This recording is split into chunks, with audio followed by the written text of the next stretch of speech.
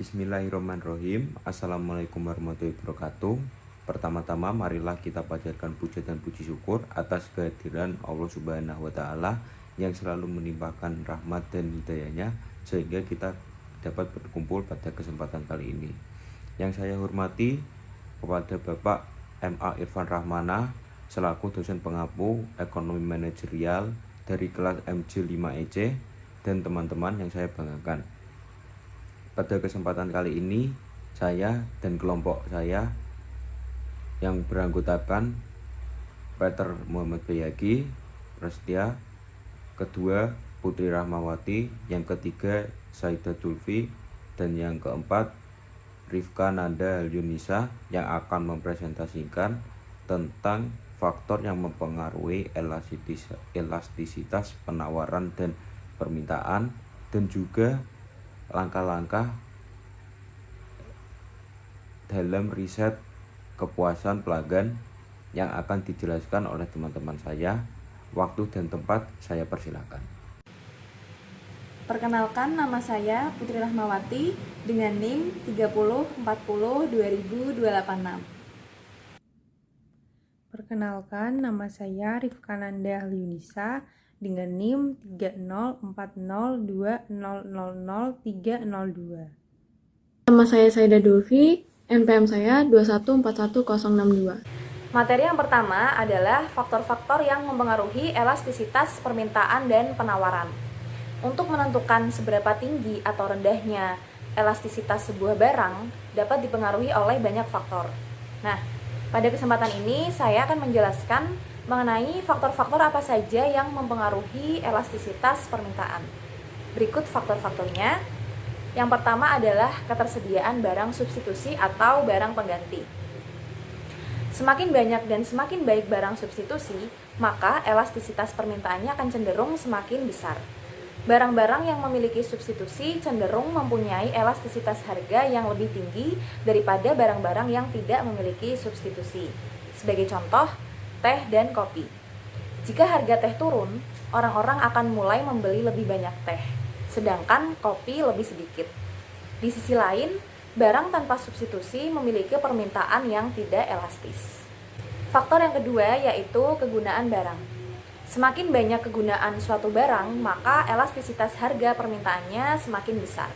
Misalnya, elastisitas permintaan kain lebih besar daripada elastisitas permintaan baking powder. Karena kain dapat digunakan untuk membuat baju, celana, topi, sarung, dan lain-lain. Sedangkan baking powder hanya dapat digunakan untuk membuat roti. Faktor yang ketiga yaitu besarnya persentase pendapatan yang dibelanjakan. Semakin besar persentase pendapatan yang dibelanjakan untuk suatu barang, maka permintaannya semakin elastis. Sebagai contoh, permintaan akan kendaraan seperti mobil atau motor, elastisitasnya akan lebih besar dibandingkan permintaan kaos kaki. Faktor selanjutnya atau faktor yang keempat adalah periode. Pada umumnya, semakin lama perubahan harga komoditas berlangsung, maka semakin tinggi pula elastisitasnya. Karena konsumen memiliki waktu dan kemauan untuk mengubah perilaku konsumsinya. Misalnya, jika harga BBM naik, konsumen akan tetap membutuhkannya dalam jangka waktu pendek dan membelinya dalam jumlah yang sama. Namun, jika harganya terus tinggi dalam waktu yang lama, konsumen akan mencari cara untuk mengurangi permintaan bahan bakar seperti dengan menggunakan transportasi umum atau membeli kendaraan yang lebih hemat bahan bakar. Selanjutnya yaitu loyalitas merek. Loyalitas konsumen terhadap suatu merek merupakan salah satu faktor yang dapat mempengaruhi elastisitas permintaan, karena bisa mengurangi sensitivitas terhadap perubahan harga yang menyebabkan permintaan akhirnya menjadi tidak elastis. Loyalitas ini terjadi akibat kebiasaan atau karena adanya suatu penghalang untuk berganti merek. Terkadang konsumen akan setia pada suatu merek produk karena merek tersebut melakukan berbagai program loyalitas pelanggan yang menggiurkan, seperti memberikan program membership, adanya cashback, adanya diskon, harga cuci gudang, dan promo-promo menarik lainnya. Faktor yang terakhir atau faktor yang keenam yaitu pendapatan konsumen. Elastisitas permintaan bervariasi dengan pendapatan konsumen. Untuk kelompok yang berpenghasilan tinggi dan rendah, permintaannya tidak elastis. Sedangkan untuk kelompok yang berpenghasilan menengah, permintaannya elastis. Mengapa bisa demikian? Karena setiap perubahan harga menyebabkan kontraksi atau perluasan permintaan oleh kelompok menengah. Di sisi lain, dampaknya sangat kecil terhadap permintaan masyarakat yang penghasilannya tinggi dan rendah. Selanjutnya adalah faktor yang mempengaruhi elastisitas penawaran. Elastisitas penawaran dipengaruhi oleh 5 faktor, yaitu waktu, daya tahan barang atau produk, mobilitas faktor produksi, kemudahan produsen baru untuk memasuki pasar, dan jumlah persediaan barang. Faktor yang pertama yaitu waktu. Suatu proses produksi pasti memerlukan jangka waktu yang berbeda-beda. Produk yang memiliki produksi dalam waktu lama memiliki sifat penawaran yang cenderung inelastis. Hal ini dikarenakan walaupun terdapat kenaikan harga, produsen tidak dapat menambahkan persediaan produksinya dengan cepat. Seperti pada produk kerajinan tradisional, pengrajin tidak dapat memenuhi tambahan pesanan dengan waktu cepat meskipun harga barang kerajinan naik. Berbeda dengan barang yang dihasilkan dari industri, di mana proses produksi jauh lebih singkat, sehingga memiliki sifat penawaran yang cenderung elastis. Menggunakan teknologi tinggi di pabrik besar dapat memenuhi tambahan pesanan dengan cepat. Waktu yang dibutuhkan untuk menyesuaikan jumlah barang yang ditawarkan dengan perubahan harga barang itu sendiri dibedakan menjadi 3, yaitu sangat pendek, pendek, dan panjang. Jangka waktu sangat pendek dalam waktu 1 atau beberapa hari. Jumlah barang yang ditawarkan sesuai dengan jumlah persediaan yang ada, sehingga sifat penawarannya dapat elastis maupun inelastis. Seperti produksi di bidang pertanian, di mana harus menunggu masa panen untuk mendapatkan persediaan barang, serta buah yang ditawarkan hanya sebanyak persediaan yang dimiliki. Jangka pendek, di mana produsen memiliki waktu yang cukup untuk menambah produksi dengan cara memperbanyak bahan baku yang digunakan. Dalam jangka waktu ini, produsen hanya dapat menambah produksi barang, namun tidak dapat memperbesar jumlah kapasitas produksi seperti membuka pabrik baru atau menambah mesin yang digunakan untuk produksi. Jangka panjang memiliki sifat elastis karena produsen memiliki waktu yang cukup untuk memperluas kapasitas produk atau pesanan yang diproduksi dengan menambahkan modal tetap seperti pembukaan pabrik baru, penambahan mesin produksi, perluasan area, dan yang lain-lain. Faktor yang kedua adalah daya tahan barang atau produk. Setiap produk memiliki daya simpan yang berbeda-beda. Untuk produk yang dapat disimpan oleh produsen dalam waktu yang lama, memiliki elastisitas penawaran yang bersifat elastis. Sedangkan produk yang tidak dapat disimpan dalam waktu yang lama, memiliki sifat inelastis seperti produk pertanian, yaitu sayur dan buah-buahan. Faktor yang ketiga adalah mobilitas faktor produksi. Faktor produksi dapat dikatakan memiliki mobilitas yang tinggi, apabila mudah berpindah dari satu tempat ke tempat yang lainnya. Jika mobilitas tinggi, maka produsen dapat menyesuaikan kapasitas produksinya atau besarnya produksi dengan mudah dan penawarannya cenderung bersifat sangat elastis. Untuk jenis produk yang memerlukan banyak tenaga ahli atau mesin, memiliki sifat yang kurang elastis. Hal ini dikarenakan sulitnya memperoleh tenaga kerja yang memiliki keahlian khusus atau peralatan khusus untuk memproduksi barang tersebut.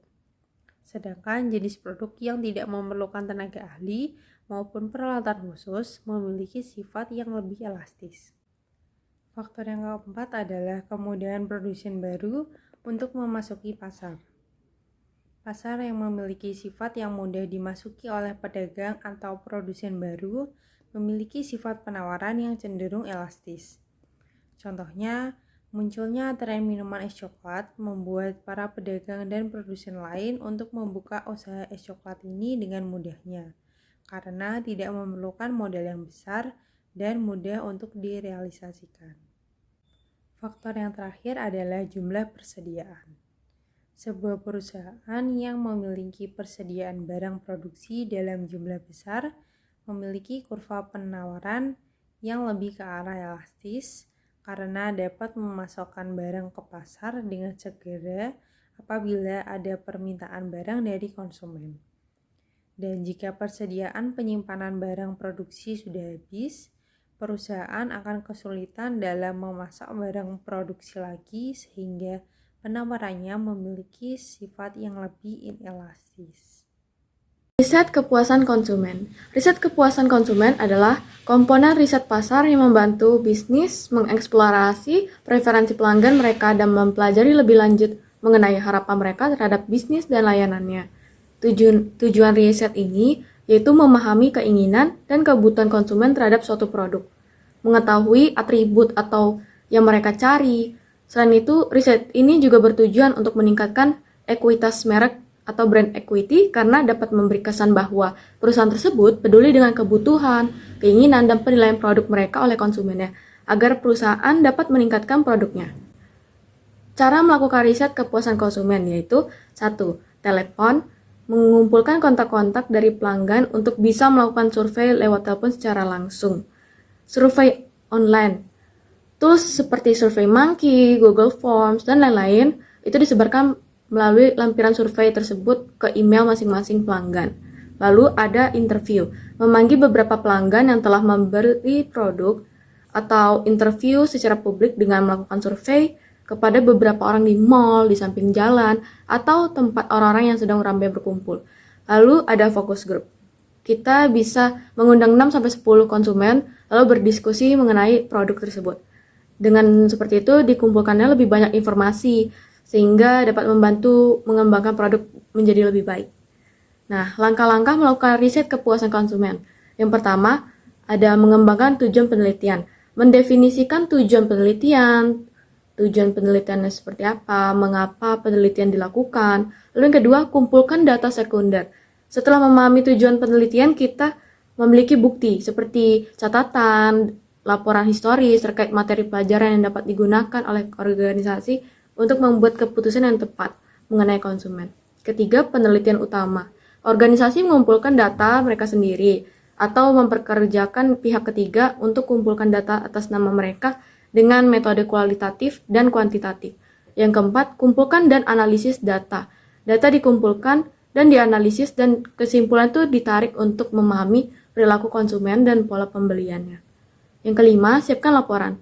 Laporan disiapkan untuk memudahkan membuat hasil analisa dari data yang dikumpulkan sehingga organisasi dapat membuat keputusan yang tepat terhadap perilaku konsumen. Dengan mempraktikkan studi ini, organisasi dapat menjadi berpusat pada pelanggan dan memproduksi produk atau layanan yang akan membantu mereka mencapai kepuasan pelanggan yang sangat baik. Sesudah melakukan langkah-langkah riset konsumen, penting juga untuk memahami dan mengetahui secara menyeluruh perilaku pembelian konsumen untuk mengetahui sikap mereka terhadap merek dan produk. Kita juga menjadi tahu apakah konsumen puas, tidak puas, atau sangat puas. Lalu, identifikasi kebutuhan konsumen serta preferensi mereka memungkinkan bisnis beradaptasi dengan bisnis baru dan mengembangkan rencana pemasaran yang lebih rinci dan pasti akan berhasil. Dari materi yang sudah disampaikan oleh kelompok saya dapat disimpulkan bahwa tingginya suatu permintaan pasar terhadap barang yang beredar dapat mempengaruhi elastisitas pada barang tersebut. Faktor yang mempengaruhi elastisitas penawaran dan permintaan dibagi menjadi 5 faktor, yaitu waktu, daya tahan barang atau produk, mobilitas faktor produksi, kemudahan produsen dalam memasuki pasar, dan jumlah persediaan barang. Dan dari kelima faktor ini dapat disimpulkan jika kelima faktor ini saling berkaitan, dari waktu yang memberi informasi tentang daya tahan barang atau produk, dan juga dari suatu produk serta faktor tentang kemudahan mempersiapkan tempat bagi para produsen yang baru memasuki pasar agar dapat menentukan pasar yang optimal bagi produk tersebut, juga ketersediaan barang di pasaran yang mudah ditemukan. Selanjutnya, kesimpulan dari riset pasar sebagai tujuan riset memahami apa yang diinginkan atau dibutuhkan konsumen dalam suatu produk dan yang mereka cari. Dengan menganalisis data yang dikumpulkan sehingga organisasi dapat membuat keputusan yang dapat memikirkan semua kemungkinan dan terkait dengan perilaku konsumen. Dari kedua materi yang disampaikan memiliki kesimpulan serta kesamaan dalam menjalankan suatu organisasi dan juga perusahaan di waktu yang akan datang. Sekian dari kelompok saya. Jika ada salah kata ataupun sesuatu yang kurang berkenan, mohon dimaafkan. Wassalamualaikum warahmatullahi wabarakatuh.